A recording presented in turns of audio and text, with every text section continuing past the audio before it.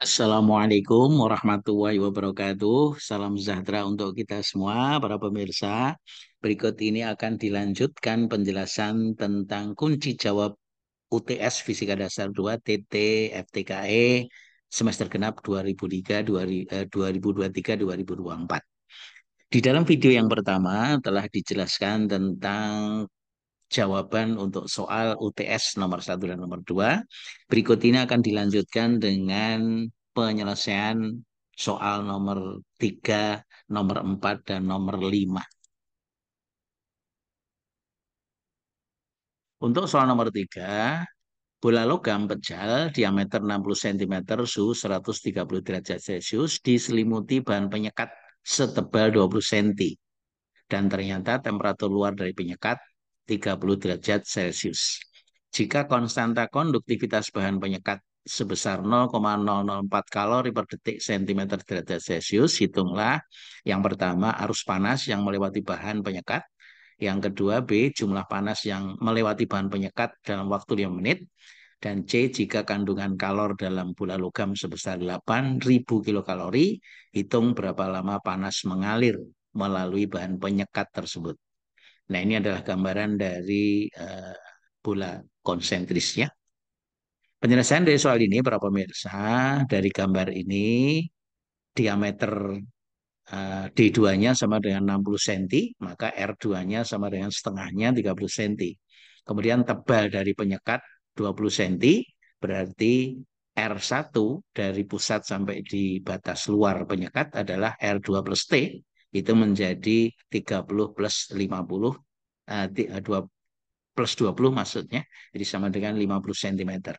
Delta T-nya adalah temperatur dalam dengan luar 130 dikurangi 30 jadi 100 derajat. Nilai konduktivitas penyekat 0,004 kalori per detik cm derajat Celcius. Arus panas yang melewati penyekat untuk bola menggunakan persamaan H sama dengan 4 pk kali T2 min T1 kali R1 R2 per R1 min R2. Jadi sama dengan 4pi, K-nya 0,004, kemudian selisih temperaturnya 100 derajat, kemudian R1 50, R2 50, R1-nya 30, per R1 min R2 50 min 30. Kalau ini kita hitung para pemirsa, hasilnya 377 kalori per detik.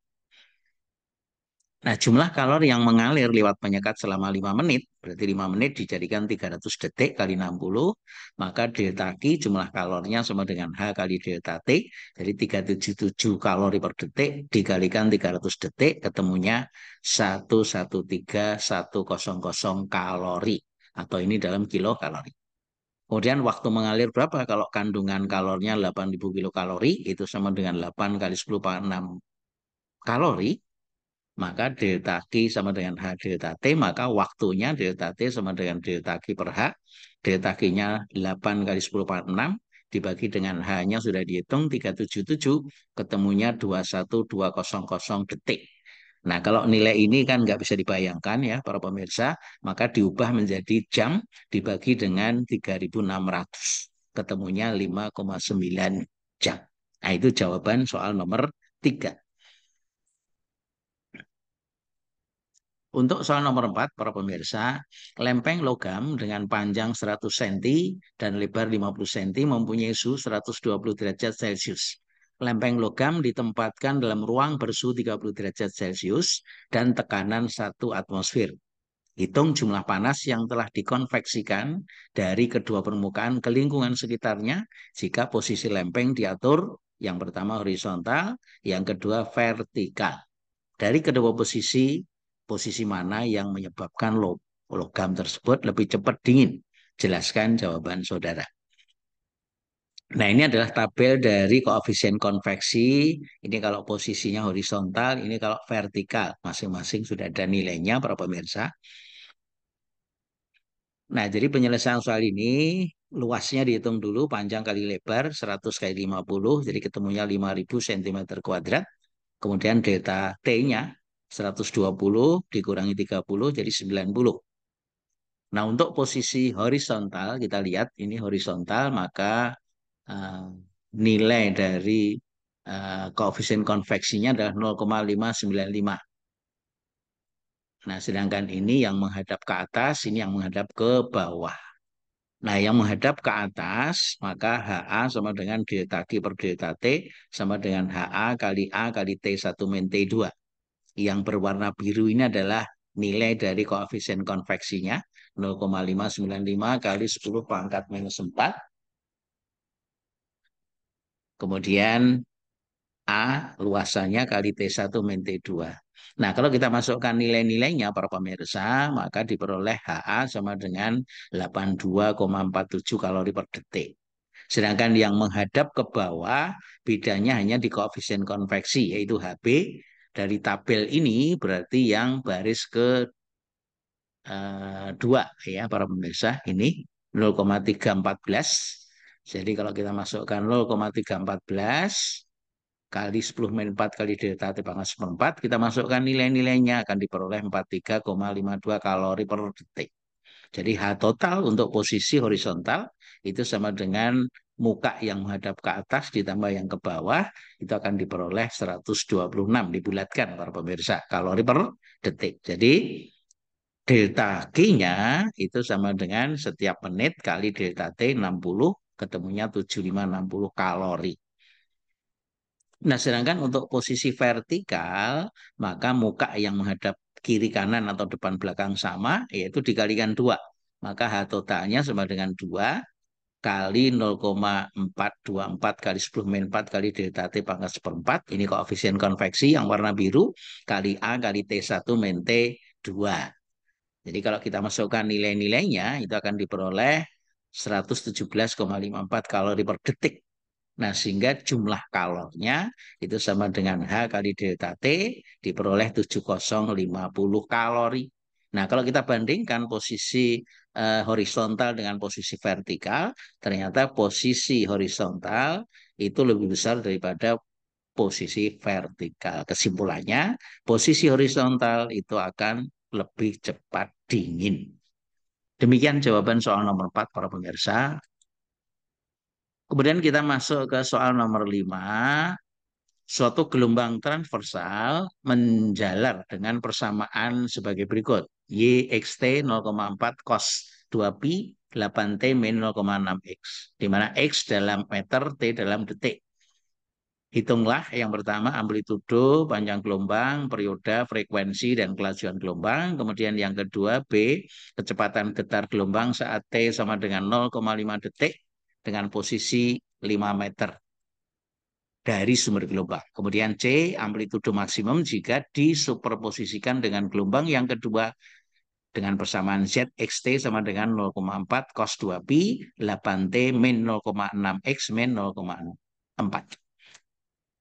Penyelesaian dari soal ini, para pemirsa, yang pertama, ini persamaan gelombangnya ini. Nah, maka kita analogikan dengan persamaan dasarnya A cos 2pi T per T min X per lambda. Jadi ada 2pi-nya di sini, maka analoginya yang ini. Nah, dari sini berarti amplitudonya bisa dihitung sama dengan 0,4 meter. Kemudian panjang gelombang lambda itu berarti dari persamaan lambda ini ya. Dari sini berarti sama dengan 1/0,6 atau 1,67 meter. Perioda itu sama dengan dari persamaan yang di depan. T per T sama dengan 8T, maka periodanya sama dengan 1/8 atau 0,125 detik. Frekuensinya sama dengan seperti dibalik, jadi sama dengan 8 Hz. Kemudian kelajuan gelombang, V sama dengan F kali lambda.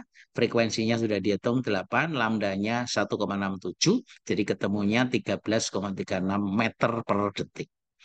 Nah, sedangkan kecepatan getar, para pemirsa, yaitu dengan menurunkan fungsi gelombang ini terhadap waktu. Jadi V getar sama dengan D per dt. Kalau ini kita diferensialkan, turunan dari cos itu menjadi min sin. Turunan dari 2pi 8T min 0,6X adalah 16 pi dikalikan dengan amplitudo mula-mula 0,4. Jadi kalau kita hitung, ketemunya menjadi min 20,1 sin 2pi 8T min 0,6X. Nah, kalau dimasukkan untuk T 0,5 detik dan X sama dengan 5 meter, maka akan diperoleh persamaan sebagai berikut. Lah nilai ini menjadi min 20,1 sin 2P 4/3.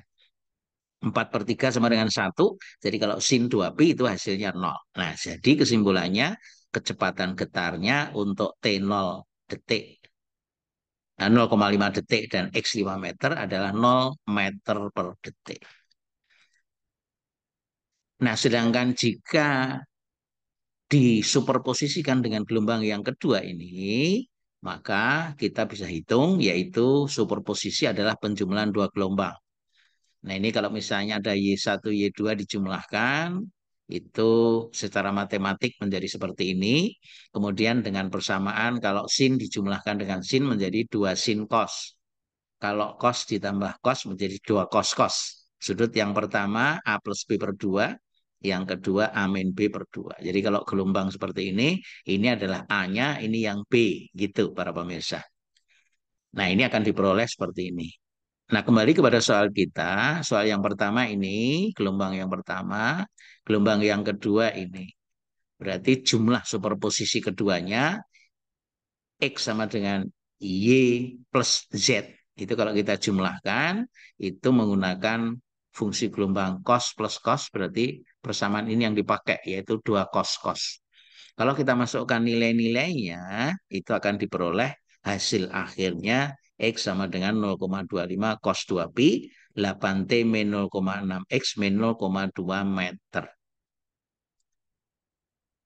Nah, jadi 0,25 ini itu yang dinamakan amplitudo maksimumnya. Nah, itu dari persamaan superposisi dari dua gelombang tersebut. Silahkan dicermati dari persamaan matematiknya, kemudian menggunakan rumus trigonometri seperti ini. Kita terapkan untuk dua fungsi gelombang, hasil akhirnya sebagai berikut para pemirsa. Demikian jawaban soal nomor 5. Mudah-mudahan bisa difahami, dicermati kembali. Terima kasih atas perhatiannya. Assalamualaikum warahmatullahi wabarakatuh.